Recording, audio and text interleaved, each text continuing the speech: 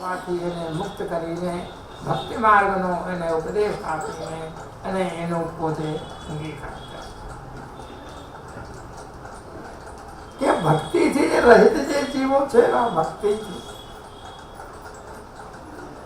એ ભક્તિથી રહિત જે અન્ય જે પણ માર્ગ છે એ માર્ગમાં ક્લેશ થાય છે. એમાં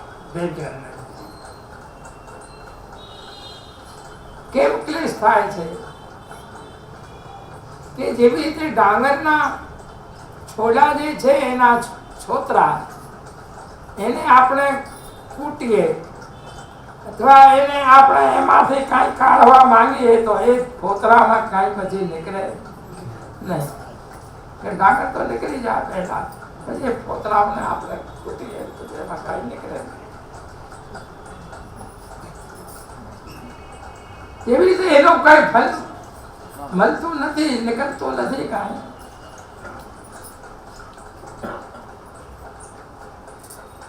એવી જ રીતે અહીંયા આપણે કર્મ જ્ઞાન ઉપાસના ઇત્યાદિ જે માર્ગો છે એ પોતરા જેવા છે. કેમ કે ભક્તિ વગરના પ્રભુ પ્રસન્ન ના થાય ત્યાં સુધી કાંઈ નીકળે નહીં. પ્રભુ પ્રસન્ન થાય તો જ વધુ કામ થાય, નહીં તો આપણે વધુ કર્યા કરીએ એ વધુ નકામું. પ્રભુ જો પ્રસન્ન જો વેદ વિરુદ્ધ આપણે આચરણ કરેલું હોય તો જો પ્રભુ જો પ્રસન્ન થઈ જાય તો વધુ આપણું સિદ્ધ થઈ ગયું. અને આપણે કેટલું પણ વેદ ના ધર્મના પ્રમાણે આપણે કાર્યો કર્યા કરીએ પણ પ્રભુ પ્રસન્ન ન થાય ત્યાં સુધી આપણું કાર્ય થાય નહીં. એટલે એવા મુખ્ય પ્રભુની પ્રસન્નતા છે. એટલે જેના ઉપર એ પોતે કૃપા કરે છે એ જીવને પોતાના સમાન એની સ્વાસ્થ્યતા આપ અર્પિત એ જીવોની કરે છે. તે બીજો કોઈ કરવા વાળો સામર્થ્ય કોઈ નથી. હવે આગળનું નામ વર્ણન કરે છે. એ આપનું નામ વર્ણન કરીને, કેમ કે એને જો વધારે આપણે વર્ણન કરીશું તો મારા નામો બધા રહી જશે. એટલે આગળ એમાં સશક્તનું નામ આપ્યા કરે છે. નાના ભ્રમ નિરાકર્તા, આપના વિવિધ પ્રકાર જે છે એ પ્રકાર ના ભ્રમને દૂર કરનારા એટલે નાના ભ્રમ નિરાકર્તય નમઃ એ આપનું નામ છે. નાના વિધોયો ભ્રમ ઇતર માર્ગ બોધકા સચ્છાસ્ત્રાદि જનિત તસ્ય સર્વ પ્રમાણ સિદ્ધ ભક્તિ માર્ગ સ્થાપનેન નિરાકર્તા દૂરી કર્તેત્યર્થઃ. ભ્રમ નિવૃત્તિરપि ન સર્વેષાં કિંતુ ભક્તા નામે વેતિ વક્તુમ નામાંતરમાહુ. ત્યાં આજ્ઞા કરે છે કે અન્ય જે માર્ગો જે છે એ માર્ગને બોધ કરનાર જે છે, બોધ કરનારાઓ છે એ અસત જે શાસ્ત્રો છે એ અસત શાસ્ત્રોથી જીવોને ભ્રમ ઉત્પન્ન કરાવે. એ અસત શાસ્ત્ર એટલે વેદ વિરુદ્ધ. એક વેદ સંમત શાસ્ત્ર છે અને એક વેદ વિરુદ્ધ શાસ્ત્ર છે કે જે ભગવદ આજ્ઞાથી થયેલા છે. કેમ કે બધા જો આચરણ જો કરે તો પછી આ સંસાર ચાલે જ નહીં ના. બધા મોક્ષ થઈ જાય, બધાનો મોક્ષ થઈ જાય, એનો સંસારમાં જન્મ પછી થાય જ નહીં. એટલે એમના માટે જેમને સંસાર પ્રાપ્ત કરાવવો છે એમને અનેક જન્મો પોતે આપવા પોતાના આપે છે. એ અસત શાસ્ત્રોનો એમને ઉપદેશ કરીને શાસ્ત્રથી વિરુદ્ધ આચરણ કરે એટલે એના અનેક જન્મો થાય. એટલે એ અસત જે શાસ્ત્ર છે એ એનાથી ભ્રમ ઉત્પન્ન થાય છે અને એ ભ્રમને આપ શ્રી ભક્તિ માર્ગનું સ્થાપન કરેલો છે. પણ જે અસત શાસ્ત્રોથી જેને મુક્ત કરવા છે એના માટે આપે ભક્તિ માર્ગનું સ્થાપન કર્યું છે અને ભક્તિ માર્ગ દ્વારા એ બધા શાસ્ત્રોનું અસત શાસ્ત્રોનું ભ્રમ પોતે કરતા નથી, પરંતુ જે ભક્તો છે પૂર્વ જન્મમાં એ ભક્તો છે અને એ ભક્તોનું જ ભ્રમ આપ દૂર કરે છે. બીજા તો ઘણા કેટલા ધર્મોમાં ભ્રમણ કરે છે પણ બધાનું નથી કરતા. એમાંથી એની જ આપ ઓગાળે છે, એમને જ ભ્રમ આપ દૂર કરે છે કે જેને અંગીકાર પોતે કરવો છે. એ વાતને સૂચિત કરવા માટે બીજું નામ અગાડીનું વર્ણન કરે છે. પણ અહીંયા આપણે કહીએ કે અલગ અલગ જે પ્રકારના જીવો છે, અધિકારી છે, એને ધ્યાનમાં રાખીને પ્રભુ અલગ અલગ પુરુષો દ્વારા એમના અલગ અલગ શાસ્ત્રોની રચના જે કરાઈ છે એ શાસ્ત્રો અસત છે અને એ અસત શાસ્ત્રો દ્વારા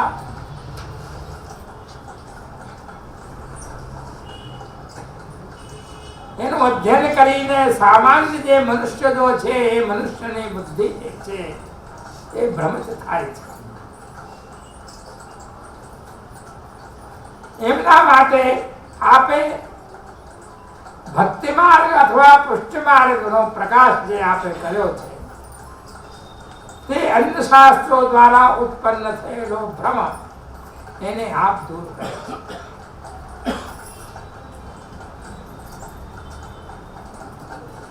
એટલે અહીંયા કહેવાનું તાત્પર્ય એ છે કે શ્રી કૃષ્ણજી જગતના બધા જીવોનું ભ્રમ દૂર કરતા નથી, પણ કેવલ જે અસત શાસ્ત્રને ભણીને જે અજ્ઞાન જે ભક્તો થઈ ગયા છે, જેને ભ્રમ થયો છે, એનો જ ભ્રમ પોતે દૂર કરે છે.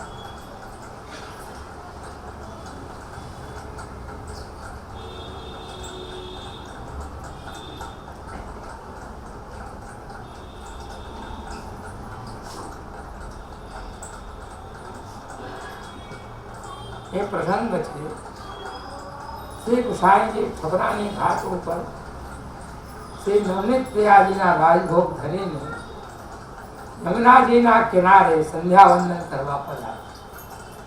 એ રોજે સંધ્યાવંદન કરવા યમુનાજીના કિનારે પધારે. ઘરમાં સંધ્યાવંદન એ સમયે શ્રી ગોવિંદ સ્વામી જે હતા એ એક વૈષ્ણવના સાથે ત્યાં આવી ગયા.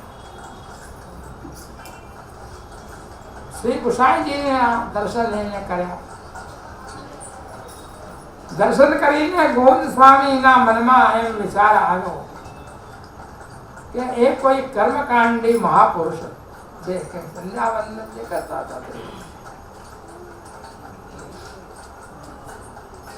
એવો જે કર્મકાંડી કરનાર જે મહાપુરુષ છે એને ઠાકોરજી કેવી રીતે મળતા હશે?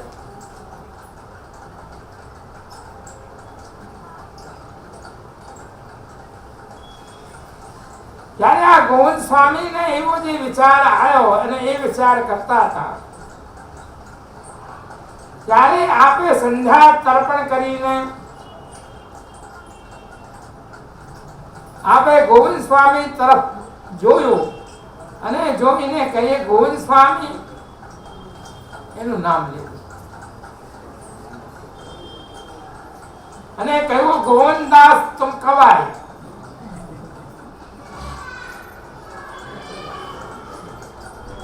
ગોવિંદ સ્વામીએ કહ્યું મારા અભિરાય. ગોસાઈજી પોતે મંદિરમાં પધાર્યા. ગોવિંદ સ્વામીએ વિચાર કર્યો કે હું તો એમને કોઈ દિવસ મળ્યો જ નથી, મને એમને જોયો નથી, મેં એમને જોયા નથી, અને એ મારું નામ કેવી રીતે જાણી ગયા? કેવું ગોવિંદ સ્વામી.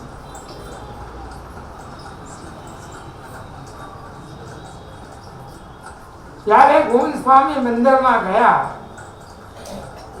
ત્યાં રાજભોગના દર્શન પોતે કર્યા. ગોવિંદ સ્વામીને શ્રી નવનીત પ્રિયાજીના સાક્ષાત બાલલીલા કરતા દર્શન થયા.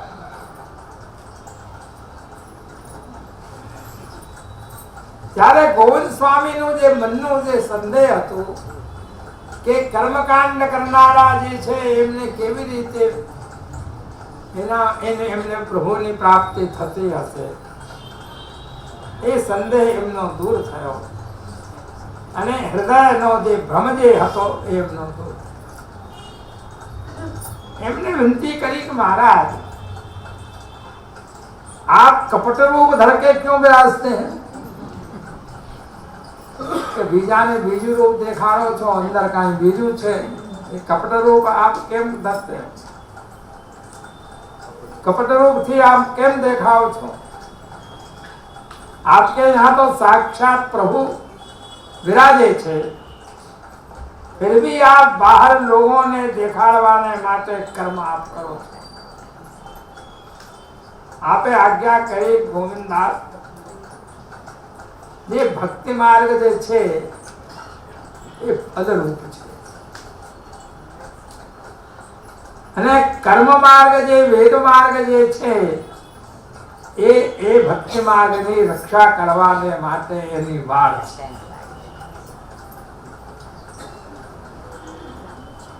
ભક્તિની રક્ષા કર્મ માર્ગથી થાય છે, અને કર્મ માર્ગની વાડ જે હોવાથી કર્મમાનની વાડ વગર ભક્તિ માર્ગમાં ફૂલ ખીલતા નથી. કેમ કે એને ફૂલના વૃક્ષોની તો રક્ષા કરવી પડે ને. એવી જ રીતે અહીંયા ભક્તિ માર્ગ છે એની રક્ષા કર્મ માર્ગથી થાય છે. અને જો એની જો રક્ષા કરવાને માટે આપણે કર્મ માર્ગ ન કરીએ તો ફૂલ જે છે ખીલશે નહીં એના. એવી જ રીતે શ્રી ગુસાઈજીએ ગોવિંદ સ્વામીનો જે ભ્રમ જે હતો તે દૂર કરીને એમને પોતાના ભક્તિ માર્ગના બાલ સ્વરૂપના શ્રી નવનીત પ્રિયાજીના દર્શન કર્યા. ભક્તા જ્ઞાન વિદુત્તમઃ, ભક્તના અજ્ઞાનને દૂર કરનારા. તેથી એમનું નામ ભક્તા જ્ઞાન વિદુત્તમાય નમઃ છે. અહીંયા આપ આજ્ઞા કરે છે કે ભક્તનો જે અજ્ઞાન જે છે એ અજ્ઞાનને દૂર જે કરનારા છે એવા કોણ છે? શ્રી ભૂષણ. એ આપણું સર્વોત્કૃષ્ટ જે નામ જે છે એ સર્વથી ઉત્કૃષ્ટ જે નામ આપનો એ પૂર્વ દિશા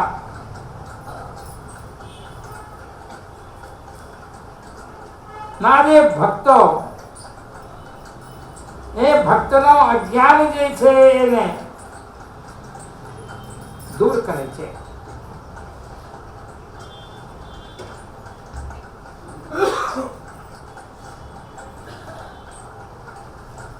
પુત્રદય દશા જે છે એમાં ભક્તનો જે અજ્ઞાન જે છે સંભવ નથી આપે. એટલે આપ આજ્ઞા કરે છે ભક્તાનામ જ્ઞાનમ પૂર્વ દશોત્પન્નમ ભક્તત્વે તત્સંભવાદિતિ જ્ઞેયમ ભવનિવૃત્તૌને જીવાનામ સાધનત્વ અપેક્ષેતઃ ઇત્યુત્તમં ત્વમ ઉત્તમ પુરુષોત્તમ ઇતિ વા ભક્તાસ્તથા વિધાયસ્ય યસ્માદિત્યવા નામાંતરમાં. એટલે આપ અહીંયા અજ્ઞાનને દૂર કરનારા શ્રી વિશ્લેષ પ્રભુ છે.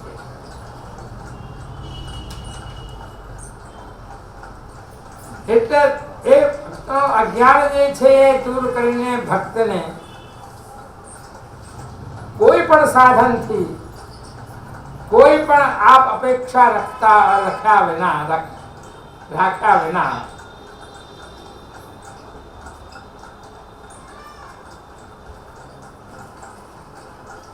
આપ ઉત્તમ પુરુષોત્તમ જે છે પ્રભુ તે આપના સમાન આપણા જે ભક્તો જે ભક્તથી ભક્ત પણ અજ્ઞાનના ભેદના અજ્ઞાનને દૂર કરનારા છે, એ ભેદનારા છે. કહેવાનું એમ છે કે જેવી રીતે આપ અજ્ઞાનને દૂર કરે છે એવી રીતે પોતાના જે ભક્તો જે છે જે આપના સમાન છે એ પણ અજ્ઞાનનું ભેદન કરે છે. એટલે આપનું કહેવાનું તાત્પર્ય શ્રી કૃષ્ણજી શ્રી મહાપ્રભુજીના સેવકો જે શરણસ્થ જીવો છે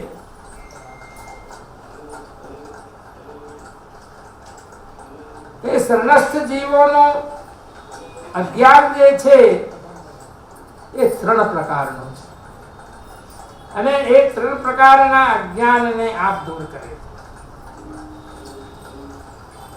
ઉત્તમ દેવી જીવો ને આપ શરણ લઈને એમને સાક્ષાત પૂર્ણ પુરુષોત્તમ સ્વરૂપે દર્શન કરાવે છે. તે ઉત્તમ પ્રકારના એ દેવી જીવો જેને કહેવાય છે. એનું અજ્ઞાન આપ દૂર કરે છે. મધ્યમ જે પુષ્ટિ માર્ગમાં જીવો છે એને આપ શાસ્ત્ર ચર્ચા કરીને પ્રભુનું મહાત્માનું જ્ઞાન એમને કરાવીને અને એ શાસ્ત્ર ચર્ચા દ્વારા પરાજત એમને કરીને યથાર્થ શાસ્ત્રનું જ્ઞાન કરાવીને આપ એનું અજ્ઞાન દૂર કરે છે. જ્યારે સામાન્ય જીવો આપણા જેવો જે સામાન્ય જીવો જે છે એ જીવોને આપ એનું અજ્ઞાન દૂર કરવાને માટે જ્યારે સામાન્ય જીવ વંશ પરંપરાના અજ્ઞાનવશ સ્થિતિને આપના શરણે જ્યારે આવે છે ત્યારે જ આપ કૃપા કરીને એમનો ભક્તિ માર્ગમાં જ્ઞાન કરાવીને એનું અજ્ઞાન આપ દૂર કરે છે.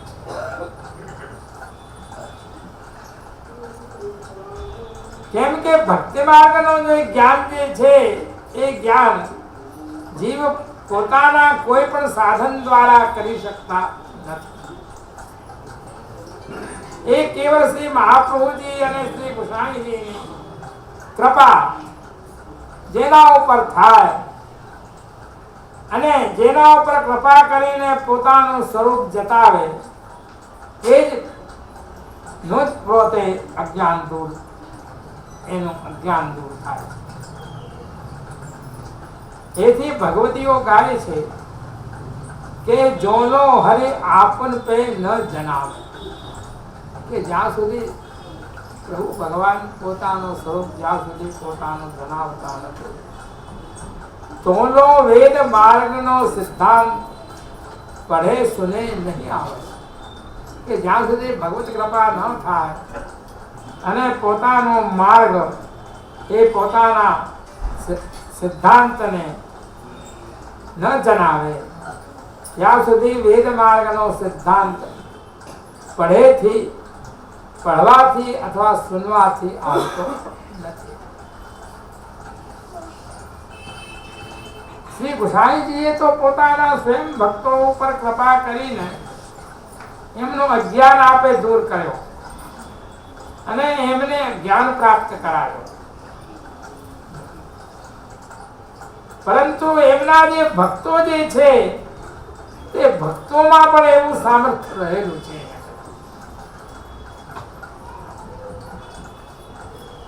કે એમ એ પણ પોતાના જે ભક્તો જે છે, ભક્તો પણ અન્ય જે જીવો છે એ જીવો ઉપર કૃપા કરીને એને ભક્તિ માર્ગનું જ્ઞાન કરાવે છે અને એમના સંગથી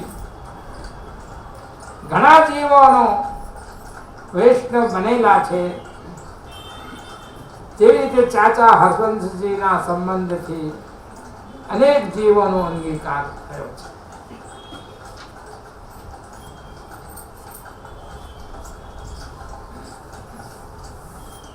એમાં વાર્તા પ્રસંગો તો અનેક છે, પણ જેવી રીતે શ્રી ગુસાઈજીમાં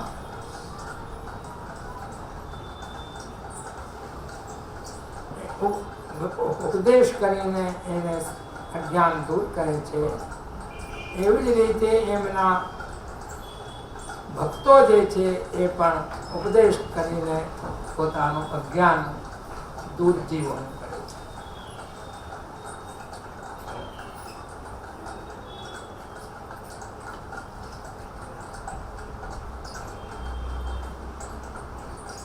હવે ગુરુતરનું નામ આપે છે મહાપુરુષ ખ્યાતિ. આપની જે ખ્યાતિ જે છે જે મહાપુરુષોમાં છે, મહત્પુરુષ મહાપુરુષ ખ્યાત એ નમઃ એ આપણું નામ.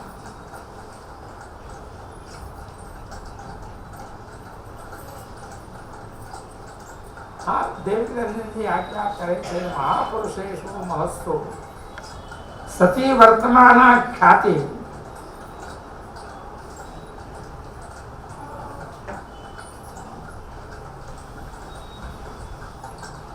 પ્રસિદ્ધ્યર્થ